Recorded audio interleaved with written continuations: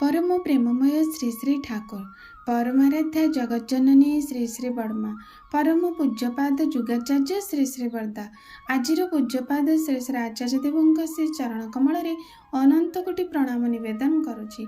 सभी गुरु परिवार श्रीचरण अनंत कोटि प्रणाम निवेदन करुछि।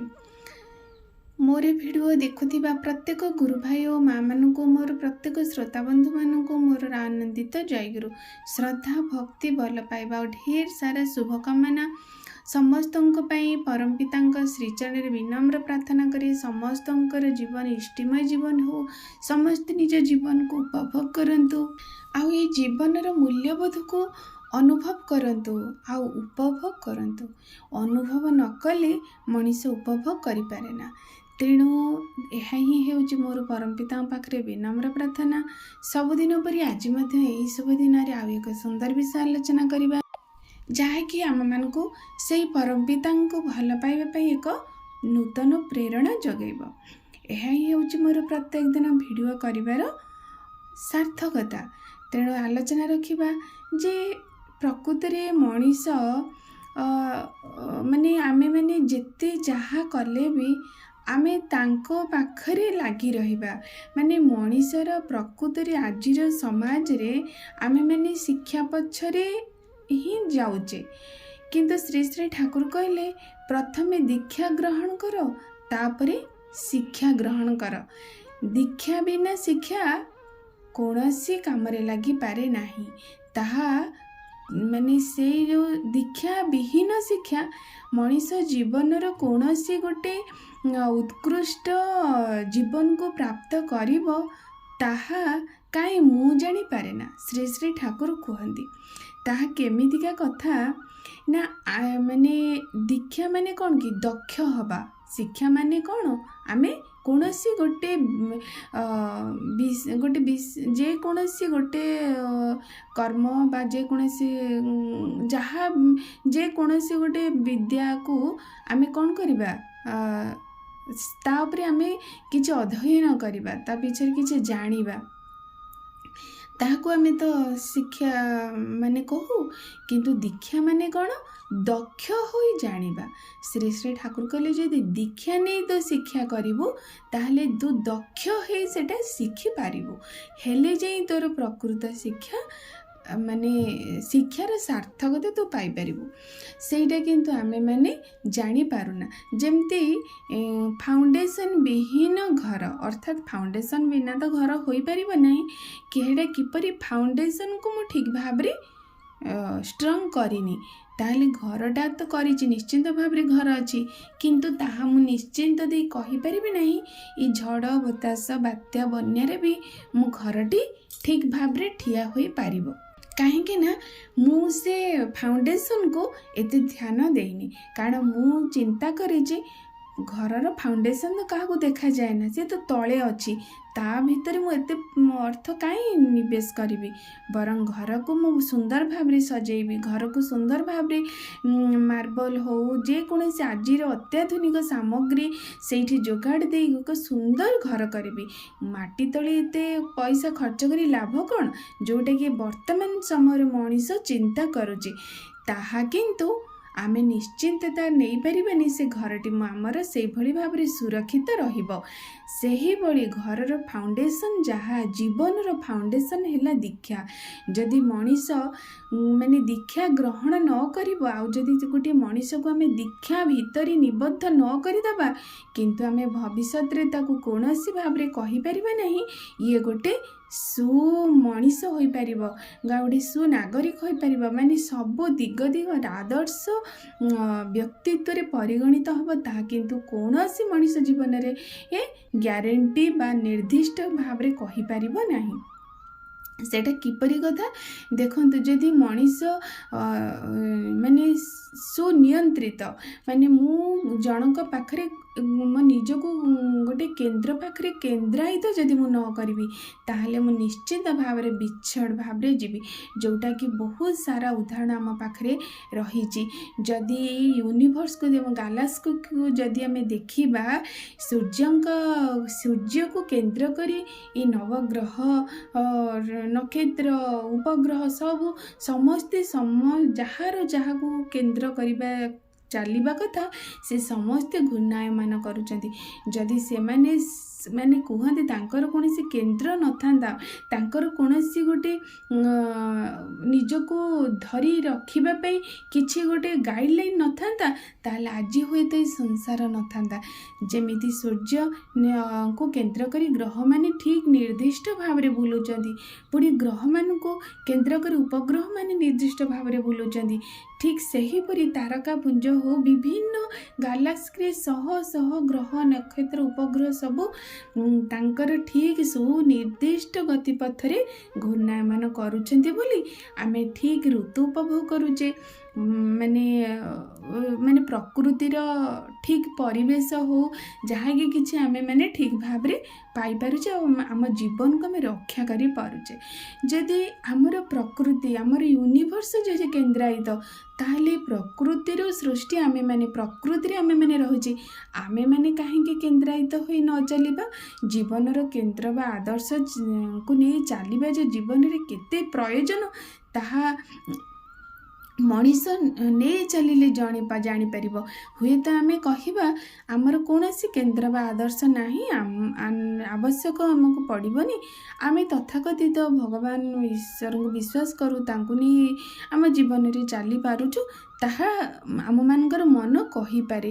କିନ୍ତୁ ତାହା କ'ଣ ନିଜକୁ ନିଜେ ପରୀକ୍ଷା କରି ପୁରାଣ ପୃଷ୍ଠାରେ ଆମେ ଅନେକ ପୁରାଣ ଶାସ୍ତ୍ର, ଯାହାକି ପୁରୁଷୋତ୍ତମ ଆସି ଲୀଳା କରି ଆମମାନଙ୍କୁ ଦର୍ଶାଇ ଦେଇଛନ୍ତି। ଏତେ ବଡ଼ ବଡ଼ ପୁରାଣ ଶାସ୍ତ୍ର, ଉପନିଷଦ, ଭାଗବତ, ବିଭିନ୍ନ ଶାସ୍ତ୍ର ମାଧ୍ୟମରେ ଗୋଟିଏ ତ ଦର୍ଶାଇଛନ୍ତି, ଜୀବନରେ ଜଣକ ପାଖରେ ନିଜକୁ କେନ୍ଦ୍ରାୟିତ କରିବା, ନହେଲେ ମଣିଷ ଜୀବନ ଚାଲିପାରିବ ନାହିଁ।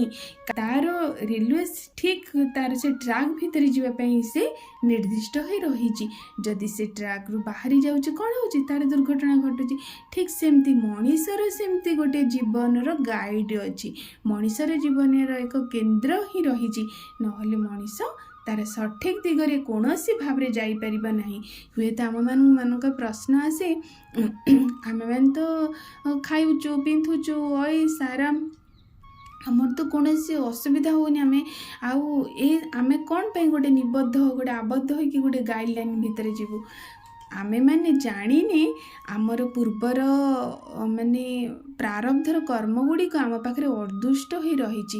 ହୁଏତ ପୂର୍ବଜନ୍ମରେ ଆମେ ସୁନ୍ଦର କର୍ମ କରିଛେ, କିଛି ଭଲ କର୍ମଫଳ ଆମର ରହିଛି, ଯାହାକି ଆମେ ଏ ଜନ୍ମରେ ଯାହା ବି କଲେ ତାକୁ ଭୋଗ କରୁଛେ। କାରଣ ନିଜର କର୍ମର ତ ଫଳ ନିଜକୁ ହିଁ ଭୋଗ କରିବାକୁ ପଡ଼ିବ, ସେଥିରେ ତ କୌଣସି କିଛି କେହି ବି ହସ୍ତକ୍ଷେପ କରନ୍ତି ନାହିଁ, ତେଣୁ ମଣିଷ ତାକୁ ଭୋଗ କରେ। କିନ୍ତୁ ଯଦି ତା ଜୀବନର ଏଭଳି ବିଚ୍ୟୁତହୀନ ସେ ତା ଜୀବନକୁ ନେବ, ନିଶ୍ଚିନ୍ତ ଭାବରେ ଆଗାମୀ ସମୟରେ ସେ ତେଣୁ ମଣିଷ ଜୀବନରେ ଶିକ୍ଷା ଗ୍ରହଣ କରିବା ଆଗରୁ ଦୀକ୍ଷା ଦରକାର। ଯେପରି ଭାବରେ ଆମେ ଗୋଟିଏ ଧରାଯାଉ ପରମାଣୁ ବୋମା ଯିଏ ନିର୍ମାଣ କଲେ, ପରମାଣୁ ବୋମା ସେ ନିର୍ମାଣ କଲେ, ସେ ଯଦି ସେ ବିଷୟରେ ଯେହେତୁ ସେ ଶିକ୍ଷା ଉପରେ ଦକ୍ଷ ସେଇଭଳି ଭାବରେ ହୋଇଛନ୍ତି ବୋଲି ସେତେ ବଡ଼ ଶିକ୍ଷିତ, ସେଇ ବୋମା ଉପରେ କିଛି ଶିକ୍ଷା ଗ୍ରହଣ କଲେ, ତାପରେ ଶିକ୍ଷା ଗ୍ରହଣ କରି ସେ ବିଭିନ୍ନ ପରୀକ୍ଷଣ କରି ସେ ଏକ ବୋମାକୁ ପ୍ରସ୍ତୁତ କଲେ। କିନ୍ତୁ ଯଦି ସେଇ ବୋମା ଯିଏ ନିର୍ମାଣ କଲେ ବା ବୋମାକୁ ଯେଉଁମାନେ ବି ଭବିଷ୍ୟତରେ ବର୍ତ୍ତମାନ ବ୍ୟବହାର କରୁଛନ୍ତି ବା ଆଗକୁ କରିବାକୁ ଯିବେ, ଯଦି ସେ ଦୀକ୍ଷା ନ ନେଇଥିବେ, ଅର୍ଥାତ୍ ଦକ୍ଷ ନ ହୋଇଥିବେ, ଦୀକ୍ଷା ଦକ୍ଷ ପ୍ରତ୍ୟେକ ମଣିଷର ଡିସିସନ୍ ନେବାର କାପାସିଟି କେଉଁ ଭାବରେ ଗୋଟେ ଡିସିସନ୍ ନେବାର ଦକ୍ଷତା ତାଙ୍କ ପାଖରେ ରହିବା ଦରକାର। ଯଦି ନଥିବ, ସେଇ ବୋମାକୁ ପ୍ରୟୋଗ କରି ସାରା ବିଶ୍ୱ ବି ଧ୍ୱଂସ ହୋଇଯାଇପାରିବ। ତାହେଲେ ଦେଖନ୍ତୁ, ତାହେଲେ ଆମକୁ ପ୍ରକୃତରେ ଦୀକ୍ଷିତ ହେବାକୁ ପଡ଼ିବ ଆଗେ ନା ଶିକ୍ଷିତ ହେବାକୁ ପଡ଼ିବ?